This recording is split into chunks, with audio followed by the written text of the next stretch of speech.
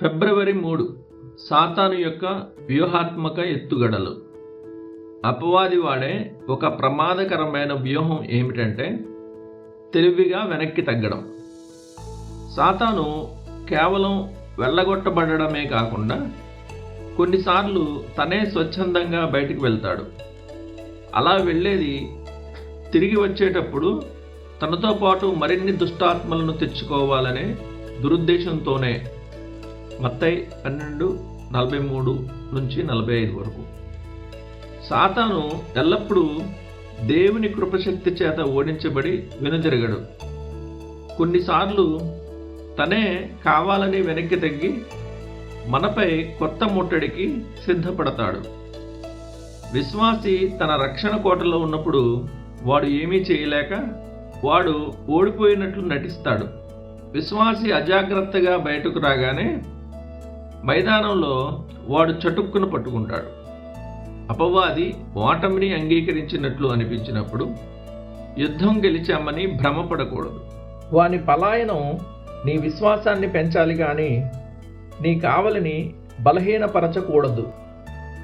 ఒక ప్రధాన శిల్పి వలె సాతాను శోధనను ఎలా ప్లాన్ చేయాలో నిర్ణయించి దానికి ఒక రూపం ఇస్తాడు.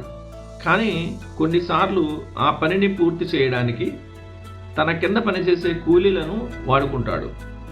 తన దుష్ట లక్ష్యం నెరవేరడానికి ఎవరిని వాడుకుంటే ఎక్కువ ప్రయోజనం ఉంటుందో వాడు చాలా జాగ్రత్తగా ఆలోచిస్తాడు.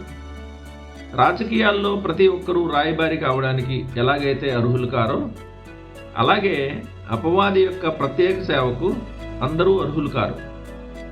వాడు తన పని కోసం వ్యక్తులను చాలా జాగ్రత్తగా ఎంచుకుంటాడు. ఈ విషయంలో వాడు దేవుని వంటి వాడు కాడు. దేవునికి ఎవరి సహాయం అవసరం లేదు. ఆయన ఎవరి ద్వారానైనా తన పనిని అద్భుతంగా చేయగలడు. కానీ సాతాను శక్తి పరిమితమైనది.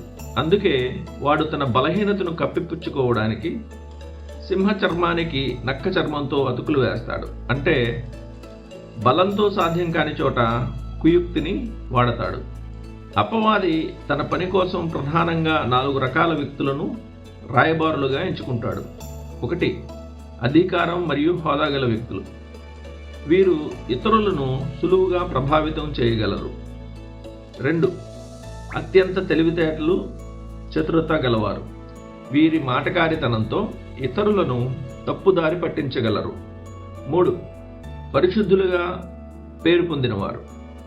నిజమైన పరిశుద్ధులు లేదా కనీసం సమాజంలో భక్తిపరులుగా గుర్తింపు పొందిన వారిని వాడుకుంటే ప్రజలు వారిని అనుమానించకుండా మోసపోతారు. 4. అధికారులను ప్రభావితం చేయగలవారు.